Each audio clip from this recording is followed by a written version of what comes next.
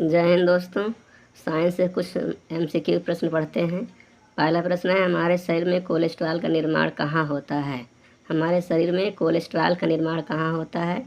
Option A liver है, B है pancreas, सी है पेट और डी है इनमें से कोई नहीं। तो कोलेस्ट्रॉल का निर्माण हमारे शरीर में लीवर में होता है। लीवर जिसे यकृत कहते हैं, लीवर सबसे बड़ी ग्रंथि होती है। ये पहला ऑप्शन इसका सही है।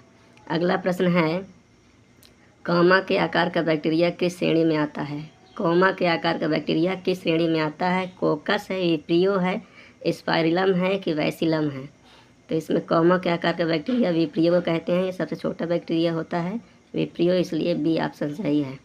नेक्स्ट क्वेश्चन है, कच्चे सेब में कौन सी अम्ल पाई जाती है? कच्चे सेब में कौन सा अम्ल पाया जाता है? Lactic acid, malic acid, tannic acid कि यूरिक एसिड? तो कच्चे सेब की बात की जाए तो मैलिक एसिड इसे पाया जाता है, इसलिए बी ऑप्शन सही है। अगला प्रश्न है, दो वस्तुओं के बीच घर्षण का कारण है। दो वस्तुओं के बीच घर्षण का कारण है परस्पर आकर्षण, परस्पर विकर्षण, दोनों के बीच कुछ एडहेसिव फोर्स, इनके पृष्ठों पर अनियमितता। तो इसमें होगा डी ऑप्शन, इनके पृष्ठों में अनियमितता, इसलिए डी ऑप्शन सही होगा। अगला प्रश्न है, स्प्रिंग वाली घड़ी में ऊर्जा होती है। स्प्रिंग वाली घड़ी में कौन सी ऊर्जा होती है? तो इसमें है मैकेनिकल, काइनेटिक, पोटेंशियल, काइनेटिक और पोटेंशियल दोनों। तो स्प्रिंग वाली घड़ी में पोटेंशियल एनर्जी होती है, इसलिए सी ऑप्शन सही है। अगला प्रश्न है, निम्नलिखित में कोयले के किस किस्म में कार्बन का प्रतिशत सबसे कम है? कोयला 4 प्रकार के होते हैं, किस किस्म में कार्बन का प्रतिशत सबसे कम है? तो पीट कोयला में कार्बन की मात्रा सबसे कम होती है, ए ऑप्शन सही है। सबसे अधिक कोयला की मात्रा एंथ्रेसाइट में होती है, डी। और बिटुमिनस को मुलायम कोयला कहते हैं, लिग्नाइट को भूरा कोयला कहते हैं। अगला प्रश्न है, स्तनधारी जीवों में फर्टिलाइजेशन कहाँ होता है? मैमेलियंस में फर्टिलाइजेशन कहाँ होता है? ओवरी में कि फैलोपियन ट्यूब में कि यूरेटस में कि यूरेटर में? तो यहाँ पर फर्टिलाइजेशन की निषेचन की बात हो रही है, फैलोपियन ट्यूब में होता है, बी ऑप्शन सही है। अगला प्रश्न है, दूध की गुणवत्ता किससे मापी जाती है? दूध की शुद्धता किससे मापी जाती है? लैक्टोमीटर कि हाइग्रोमीटर कि एक्सट्रैक्टर है कि बैरोमीटर है? तो दूध की गुणवत्ता के लिए लैक्टोमीटर आवश्यक होता है। लैक्टोमीटर से दूध की गुणवत्ता मापी जाती है, दूध में लैक्टिक एसिड होता है।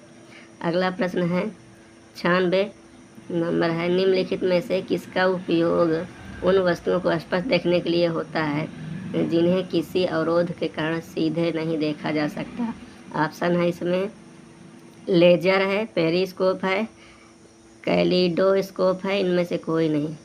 तो किसी वस्तु को स्पष्ट देखने के लिए किसी अवरोध के कारण सीधे नहीं देखा जा सकता, तो पेरिस्कोप का उपयोग किया जाता है। किससे? पेरिस्कोप से नहीं देखा जा सकता है। नेक्स्ट प्रश्न है, निम्नलिखित में से किसकी कैलोरिक वैल्यू सबसे अधिक है? किस भोज पदार्थ में कैलोरिक वैल्यू सबसे अधिक है? कार्बोहाइड्रेट, फैट, प्रोटीन और विटामिन्स। विटामिन्स में कोई कैलोरी तो होती नहीं है। तो फैट में सबसे अधिक कैलोरी होती है, लगभग 9.3 कैलोरी होती है। कार्बोहाइड्रेट जो है ऊर्जा का सबसे मुख्य स्रोत है, इसमें 4.3 कैलोरी होती है। प्रोटीन में 4.2 कैलोरी होती है, इसलिए बी ऑप्शन इसका सही है, सर्वाधिक पूछा है ना। अगला प्रश्न है, क्षार लाल लिटमस को रंग में बदल देता है, किस रंग में बदलता है? क्षार लाल लिटमस पेपर को नीला कर देता है, काला, पीला, नारंगी नहीं, नीला कर देता है, इसलिए बी ऑप्शन सही है। नेक्स्ट प्रश्न है, वायु का सबसे बड़ा घटक कौन है? वायु का सबसे बड़ा घटक कौन है? तो वायुमंडल में वायु में सबसे ज़्यादा कौन सी गैस होती है? नाइट्रोजन 78%, कार्बन डाइऑक्साइड जो होता है 0.03% होता है, ऑक्सीजन लगभग 21% हो जाता है, तो इसलिए ए ऑप्शन सही है। तो इसका आंसर होगा ए ऑप्शन इसका सही है। अगला प्रश्न है, पैंक्रियाज से स्रावित होता है। पैंक्रियाज से क्या स्रावित होता है? इंसुलिन। पैंक्रियाज को अग्नाशय कहते हैं, मिश्रित ग्रंथि है। ऑप्शन ए इंसुलिन है, विटामिन ए है कि बाइल जूस है कि इनमें से कोई नहीं? तो पैंक्रियाज से इंसुलिन स्रावित होता है, जो आपके शुगर रोग के लिए लाभदायक होता है। इंसुलिन एक हार्मोन है, तो ये इसका ऑप्शन ए सही होगा। पीएसएलवी क्या है? Polar satellite launch vehicle, permanent satellite launch vehicle के प्राइमरी सैटेलाइट लॉन्च व्हीकल? तो इसका ए ऑप्शन सही है, polar satellite launch vehicle PSLV, जिससे सैटेलाइट लॉन्च किया जाता है। ए ऑप्शन इसका सही है। अगला प्रश्न है, हॉर्टिकल्चरल फार्मिंग का क्या तात्पर्य है? हॉर्टिकल्चरल फार्मिंग का क्या तात्पर्य है?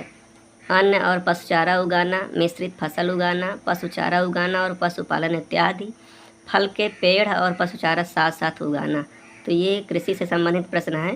हॉर्टिकल्चरल फार्मिंग का तात्पर्य है अन्न और पशुचारा दोनों साथ में उगाना। ये ऑप्शन सही होगा। अगला प्रश्न है, समान ताप वाले स्थानों को जोड़ने वाली रेखा को क्या कहते हैं? समान ताप वाले स्थानों को जोड़ने वाली रेखा को क्या कहते हैं? आइसोथर्म कि आइसोहाइट, आइसोमर, आइसोबार। तो समान टेम्परेचर को मिलाने वाली रेखा को आइसोथर्म कहते हैं। ए ऑप्शन सही है। अगला प्रश्न है, सबसे अधिक उपयोग में लाया जाने वाला थर्मोमेट्रिक पदार्थ कौन सा है? टेम्परेचर को लिए सबसे अधिक कौन सा धातु उपयोग की जाती है, कौन सा पदार्थ उपयोग किया जाता है, ये पूछा गया है। पानी की, अल्कोहल की, पारा की, इनमें से कोई नहीं। तो इसमें सी ऑप्शन से होगा, मरकरी या पारा का उपयोग सबसे अधिक होता है। नेक्स्ट प्रश्न है, यदि किसी वस्तु की चाल एक निश्चित दिशा में स्थिर बना रहता है तो निश्चित तौर पर एक्सीलेटर कर रही है, निश्चित तौर पर रिटार्ड कर रही है कि उसकी वेलोसिटी स्थित है, इनमें से उपयुक्त में से सभी। तो 103 का, यदि किसी वस्तु की चाल एक निश्चित दिशा में स्थिर बना रहता है तो इसका मतलब है निश्चित तौर पर एक्सीलेटर कर रही है। इसमें ऑप्शन ए सही होगा। अगला प्रश्न है, कौन सा धातु ताप और विद्युत का सर्वश्रेष्ठ चालक है? कौन सी धातु टेम्परेचर, ताप और विद्युत का सर्वश्रेष्ठ चालक है? इसमें ए सही होगा, चांदी सही है। नेक्स्ट प्रश्न है और आज का अंतिम प्रश्न है ये, ECG का इस्तेमाल किसके रोग की पहचान के लिए होता है? ECG इलेक्ट्रोकार्डियोग्राफ कहते हैं। इलेक्ट्रोकार्डियोग्राफ, कार्डियो माने हृदय से है, तो इसलिए ये हृदय से संबंधित जांच के लिए उपयोग किया जाता है। जय हिंद दोस्तों, आज इतना ही। चैनल में बने रहिए, पर डे हम प्रैक्टिस सेट लाएंगे, आपके हर एग्जाम से संबंधित होगा।